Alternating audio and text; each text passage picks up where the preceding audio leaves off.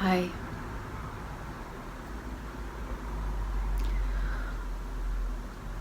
I wanted to reach out in this form because I know that this has been really important to Kirk.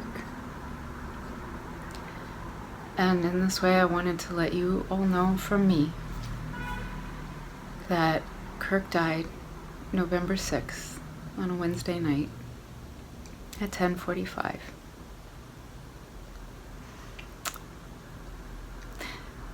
We were in bed together, and we were snuggling, or more that I was holding him, because he couldn't move very much in those last days.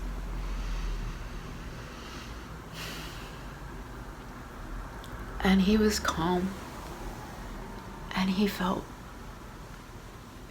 at peace in those last days. Then I heard him take his last breaths.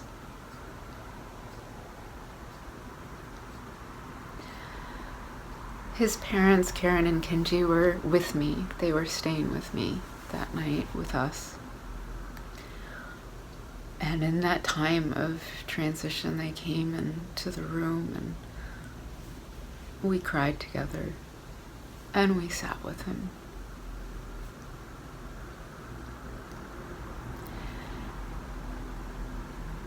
And we really felt something. His father looked at me and he said, "Kirk is filling me up. I can feel him filling me up right now." And I felt the same thing. I felt a movement through the whole room that I've never felt before. And it was beautiful.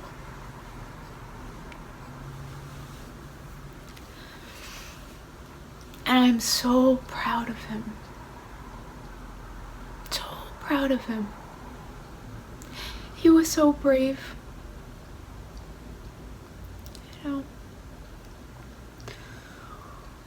We are all going to face this. And I think we're all facing this right now. That's what he's brought to us. Our own mortality. And being in the unknown, in the mystery, in the fear of what that is, death. And he did it. He let go.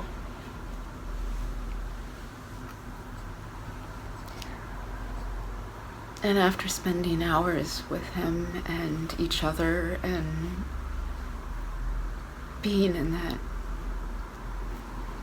space together, Karen and I went to the next room, went into this room and sat and held each other and cried while they took him away, his body. And I looked up, and there's a clock right above my head here. And that clock has been broken for over a year. And Kirk was always like, "Let's get this clock fixed." And I'm lazy. And I was like, "Yeah, we'll go down to the person who is down south sometime." And he really, he just enjoyed the kookiness of the clock. And sitting there with Karen, I looked up, and the clock was working for the first time in over a year. He fixed the damn clock.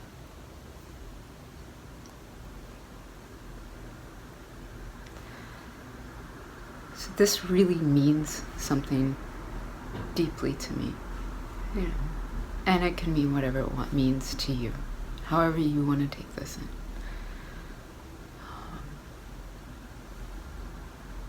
But I wanted to share it with you.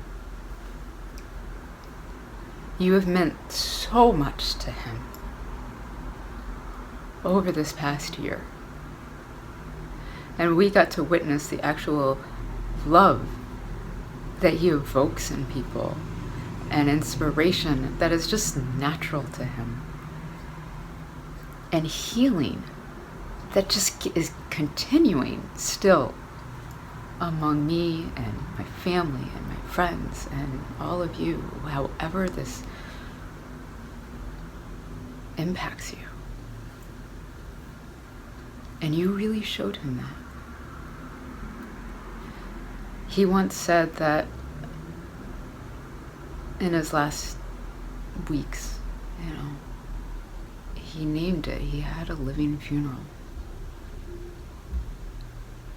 And you got to reflect back to him all the different ways that he is. His beauty and his vivaciousness and his courage and his, his warrior spirit and just this thirst for life and for depth. And I think for the first time since I've known him, he really got it. That's what this disease did, is amplify the love and the understanding of who he is in a deep, deep way that it wouldn't have gotten in. So I'm devastated that this is the way it had to be. And I don't know, and I don't understand why these things happen and the way they do. And I don't know if I ever will. I have faith, but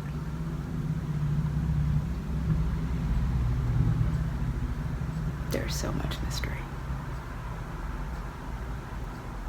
So I wanted to thank you and share my love with you, because you held him so well in the most terrifying time of our lives, and me.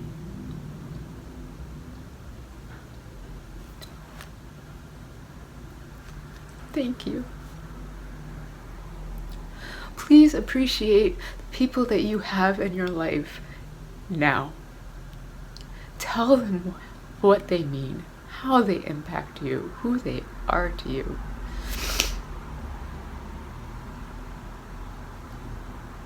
Because it's profound and we all need it. And I think Kirk took all of that with him. And it was what gave him strength through this past year. It's what kept him going. As he once said, it gave him the spirit and the strength to keep putting his foot forward and keep showing up even with so much suffering and so much pain. I am in awe. I'm in awe of him, and I'm in awe of the gift that you've given him. Community it's what's healing us. It's what's healing me now. I am okay. I appreciate all the love that's coming and concern, and I am, broken in the only way that true love does break you. And it will. But I'm okay. Because I have a whole wide net of care and love holding me. So please give that to other people now. Please share that. I think that's one thing that he would want, is for us to be gentle and kind and show up for each other. Show up.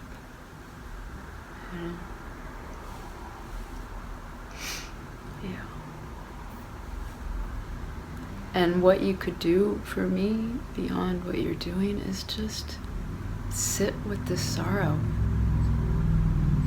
Sit with what this sorrow means for you, because it's not the same for me, Our sorrows are unique, and they evoke different things within ourselves. So let's take some time and some stillness and really sit next to me.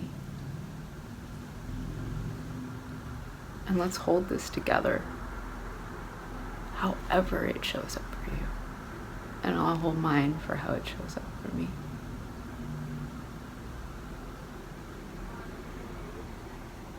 It's nice to be connected in this time and space. So, all my love to you. All of it. Deep bow.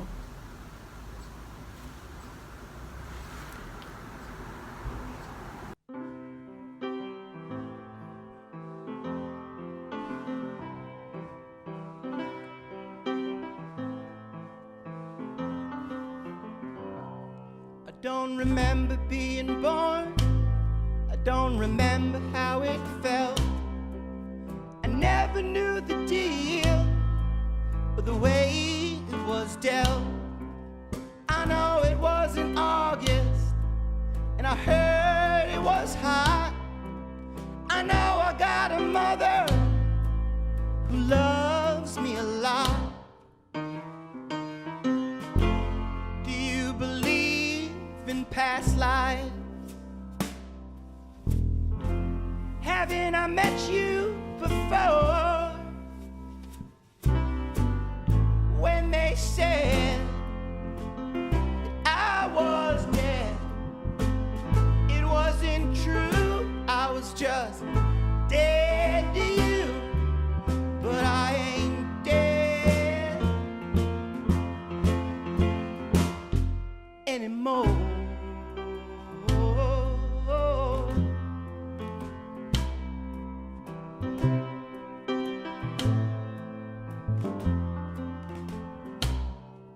Maybe I was an outlaw, or the law itself. Maybe I was a rich man, or a rich man's hell. Perhaps I lived in China, perhaps I loved in vain. Maybe I missed the boat, but maybe